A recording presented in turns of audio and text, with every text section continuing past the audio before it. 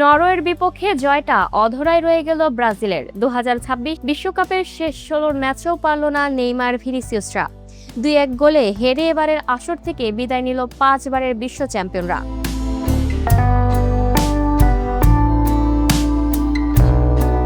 পুরো ম্যাচ আক্রমণ তেমনটা না করলেও বল নিজেদের দখলে রেখেছে নরওয়ে। পুরো ম্যাচে 66% বল ছিল তাদের পায়ে। তবে প্রতিপক্ষের গোল পোস্টের নরওয়ে শট নিয়েছে মাত্র 9টি। অপরদিকে ব্রাজিল 14টি শট নিয়েছে, তবে নরওয়ের গোলকিপারের বীরত্বের বারবার বেঁচে গিয়েছে তারা।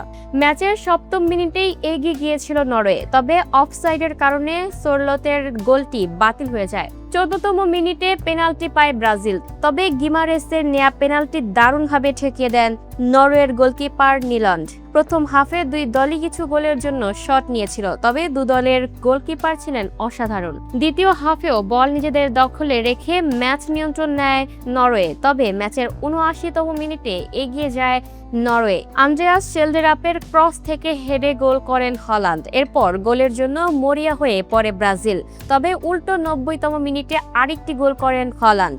তাতেই বিশ্বকাপ থেকে ব্রাজিলের হার প্রায় নিশ্চিত হয়ে যায়। নির্ধারিত সময়ের পর 7 মিনিট যোগ করা হয়, তবে ৫ম মিনিটে পেনাল্টি পায় ব্রাজিল।